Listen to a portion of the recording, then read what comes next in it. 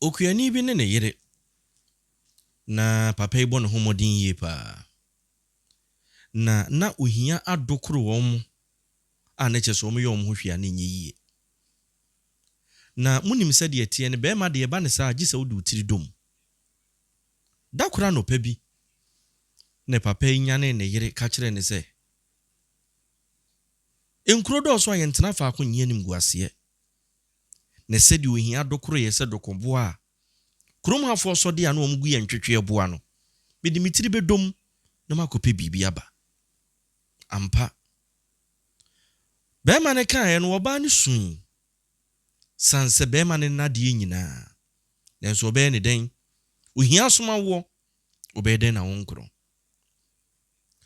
Oba wo yo yere peso ni kunu nsa ahomache. Bompa ye edi ne sunsum ta na chi se miura. Waka mate. Kobra. Na minim se enye den a. Daachi ebeyiye. Anopa akukwaji ejeyi. Ena obey sodi anopa. Buabua okunu niema no gu boto bi mu. Koja ne kwan. Edi osun ne mfia no di ja ne kunu kwan. Kura be ma yi kwe da ma mmone ho. Kapre ni ne ho. Ne mpu onya sempoa.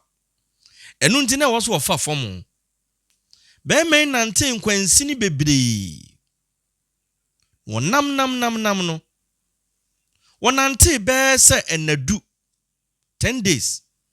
Okopie akura bi ase. Ne bra okopie ho no. Enu okoto se papa bi a wo ye defo, wone na paafo eye adwuma, wo hwe wonom so. Papa ebusa ne se ne kwa ebretuo mu de na wo pen wa ha. Enu wasi bo. Ba bi a metie wo hia nti.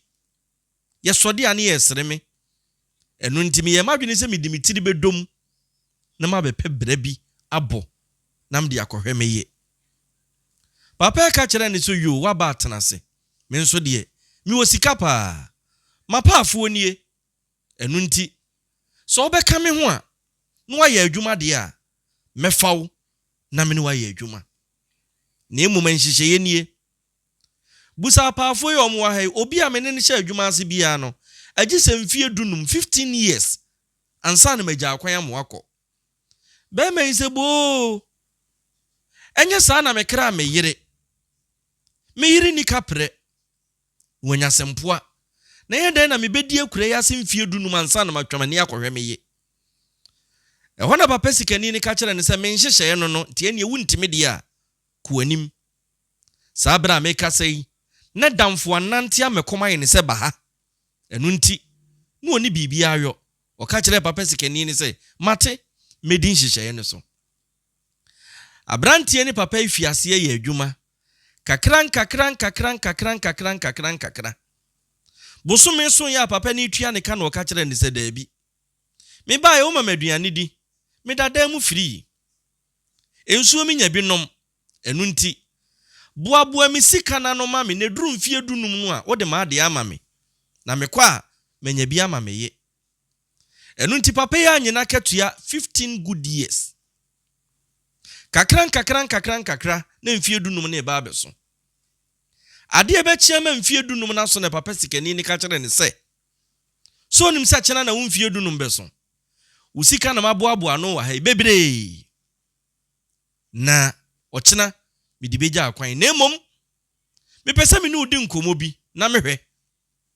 Se ubedi so a ana ubetumi a. Papa ebusa ne se nkomo ben ya. Enu oso usika ne de se de maka na nie chena metabiri wa ade ama na ade akọ. Na emom me pese me mu ofutuo miensa a wo de benante wa abrabom. Ne se afutuo no me mfa makwa. Me de se afutuo ne mawa. Emfie dunum sika waye adwuma anya nyina. Afutuo miensa no me de beti sika no me mfa sika ne mawo. Enti koda dwene ho. Papa kodai efiase ani ni tibu adi. Na ye den na me bebre kure ya se mfie dunum. Na duru bre se wo se me gimi sika ne ka kire me se ye ma mafutuo miensa na me je afutuo miensa no a emfie dunum ho adwuma ma be ni sika ne ye mfa ma me we de mi ntimi ma gimi sika na makọ Odawa na bibisa apem no na bibisa ka kire ne se wonye futuo miensa no ne sika no wonyan manenka. Okay, hey, me feel you.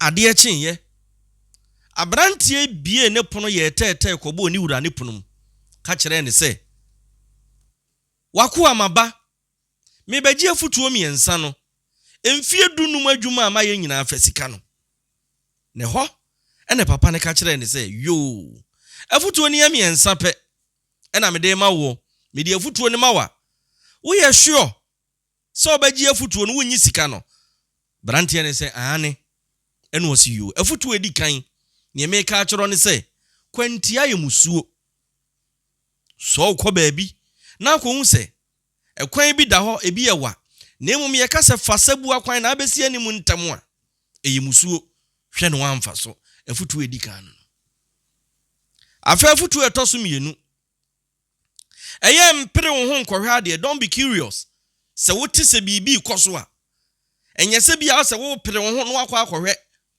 enu betimi de wuwu abrew ene afutuo etoso mienu afutuo etoso miensa se ubufu a hwe ene wan take decision ebra ubuafuo ana premu hwe ena wan nyen susuye eno nso betimi edi owie na abrew eno ne afutuo miensa me di gya wo afi mafa usika no abrantie to anu wase na me kura sabi mpredua sankwase asem ba ne madi ensem miensa di esamateda eye den na me di mfie dunum sika besesa sansem hunu miensa me ne tonchia wanya ka akere me awie ti mebu mi ketem no makọ ebra abrantie ne kọ na ne wura ne frɛ no no wase no kwasem mafa usika no ekwan ne nso wa eni nti Japan no miensan na ukodura ana wuduru kwam na sekom dewa wadibi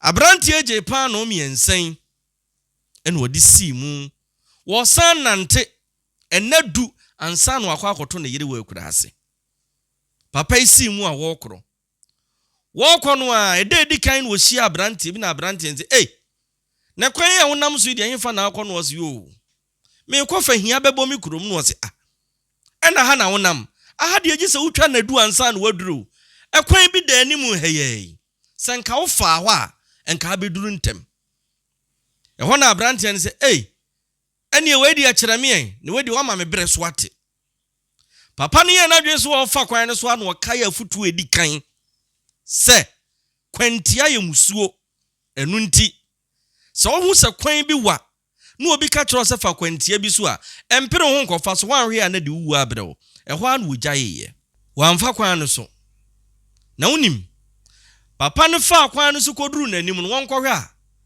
ekwan na abrantie ne frɛ ka kire ne sanko wonfa so no okoduru ye no eda no omo fa kwan no so nyina yekum omo nyina enu nti afutu edi kan aye adwuma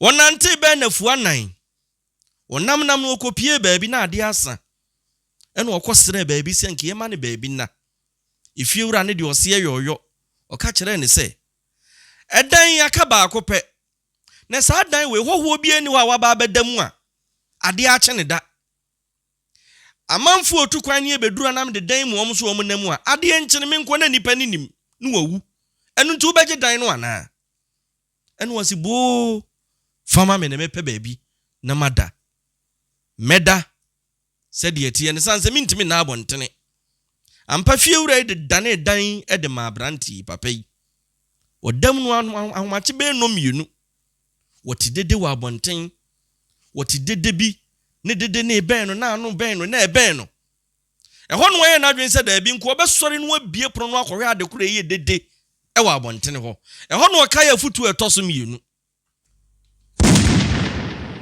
sɛ wuti bibia empere wo ho mpentem don't be curious enkɔhwɛ ade koro no wanhwɛ yi a no wahwere wo nkwa ampa ade akyenye no ne papa ne da so da hɔ efie wura ne ban no se ɛkɔ be mfie aduonu nie ɛdan wo obi ameda mu ma ade nkyen ne da na yɛde na ade akyen ho eno wose ahomache be no mienu meti dede na me ye madwene se me sode no ena me ka ya futu a me papa bi de ma me eno wose no kore ebo ahomache no mienu a jata bi da kromu a wosode ahomache bubomu eno nti se wonim na wosode a obekun eno nti se nka ate ye na asode ye de a sabri nkwa hwere won kwa afutu etoso mienu aye adwuma agene nkwa papa isi mu nkakra okoduru fie anadwo be du baako afenu oben fie wo ye duru no de ne nsa kire so no so twedi ampo nyankompon me da ase wo de makode maba ye na de be yiri humia na ni beje ewom se manfa kapra amade abrantie ne ya ben fie no won kohwe a kanea ne aso ne dam ho ono nso wone ne yire nko a wo hunu kanea ne se nipa mienu na hye dam ho wode nani kwata mpoma mu a abrantie bi na tsebe mpreduasa wote akonwa mu a ne yire nso te akonwa ne so ene wode ne nsa fa ne tiri mu papa ne ye na dwene se enko obebo awura dam ho ne sekan ne kura na na etuo ne kura no wode yakobo ne yire eho no wakaya futu etoso miensa sese ubufu a hwe no anteki decision wa enu nti papa ne pem ko nachi kope na damfu kuani bi dem daaye oduro na damfu ne se yehu wache ene wose mitu bata mi yiri nti na anokwase me baaye no me wura ho ade a me yiri dia ye me nkoduru fi a me yiri ne be ma hyedem ti maba mam ba bi na ene na damfu se na wura ho no wose ma nwura ho mi wura ho anka medi awu ti ade kye a mesen yakọ me nkra me yire kura mesen yakọ na me dimitira dom na makopa adwuma aye ade kye ye papa ne si kwan so a wọkọ ene wo ye se da bi wakaya futu etoso miensa osaka ibiem se ema obumfu nteki decision to ye na dwene se obekọ no akọ ne ye oduru wona ne yiri hu no obam no ye mi wura mi hu wache abrante ni pia ne yire no na ka kire ne se wo boni aye enura na nka na me baaye nanso mi beduru ha no mi hu sa abrante bi hyedam ho a na ado nsanam ni tirimu wa anya ade wantimi antwen me bata mi tu ye na ye wuntia eho na oba ne se mi wura senkanura wukumi anko wakumekwa sanse ukono uko ye be na wotwe ena mi hu se me ne wafa efuru enu ntia ye wankasa wo ba wanya mfie dunum 15 years na nura no yade ena na me de natena akonwa mu a mimie ne wieye na me krokro no eho na afutu etoso me ensa ne ye adwuma se sanse senku ohunu ye na obowura adam no okum ne yira enkasa be mpreduasa okum ne yire a wono ono ane ba ena yedi nkomo oba ne busa ne kwan so ema wobo na ma ne yese kwa me kwa ye de ma enya hweo me de je afutuo miensa na age wonkwen oba ne bam ne kunu ka kire ne se enya hwe yete ase a yenwu ye nko ade safa otiri dom na abenya adwuma aye na emum yenna ne di na kakra wo menchen na akwaye mafew edi bible so me a wadom ade akye na brantie ne kai se wo ba no papa ne ma ne pa no miensa brodo miensa se wo bedura ana akwa so kom de no a wadi bi o besan adwendwen enti no wantimi anipa no ni bi o ka kire ne ye se me ba me di brodo miensa bi bai kofa brai ni eni obai kofa brodo yi bai oba ya wono mu bompa ya wo mu bedi paano no oba ni bu paano no mu no senna ni wura na wokoye adwuma no wodi sika akọ sika esombo a kire se papa ni ntimi ni nwie woni wiase da ansa na wawu ena odi ahyehye paano no mu na bra wo mu bu paano no mu no edane anigye edane wo sebo sa bra me no kasai papa ni wo sika bebiri atoto mfuo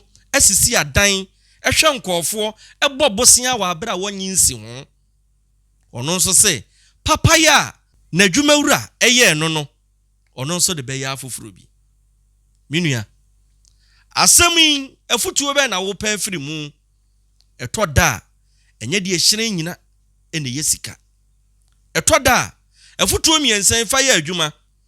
De di kan ye kwantia ye musuo. Ene nipa ye pese ye pere ye ho, ne enyi ye ho ntem. Enka efe. Senka abesiso ntantem na na nko anya sika. Nenso na maka atro se akokọ kra ne berekuo de ense. Ewiase.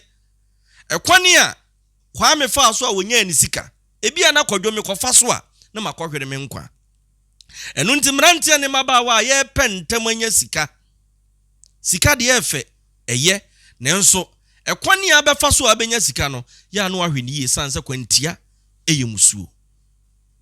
Efutu etoso mienu wadama enye bibia na huna ewoso pentem na akohwe titiru ni social media ubiti obi asem onti afade afei no abegina afa no ogina ba ko achi dendenden no woka wanhwe yi a obi betimi abodua ama akoye nsem bibiri enu nti so hunu obi asem ana hunu bibia empentem enkoka de etoso miensa wa bra obuafuo eya ahwe yie sanse kukuo nim ni wuraba abufuo ba adwen nya adwuma uwo sika petepe ne so ama unyansa anya adwuma ma wabotra anya adwuma wonim guase yete he ya yenhwe yie ne ehunu kwane ye bafa so a ye betoto ye niema aha eye Djka Nyansapo TV aha na medi wusie Djka money transfer ebi ana wo Canada wo US o send this card ya bagana me pa cho Djka app no ne wo so use ewiase afa na eba bia download it na wo send this scanner use me promo code no Djka o use a ubenya scan bi dia kan osika ho de o send dia bre ne Ghana nso a ye nte ne kapre nyankompo nhyiraw se oje bre na wo hwe me realities of life Djka Nyansapo makraw bye bye.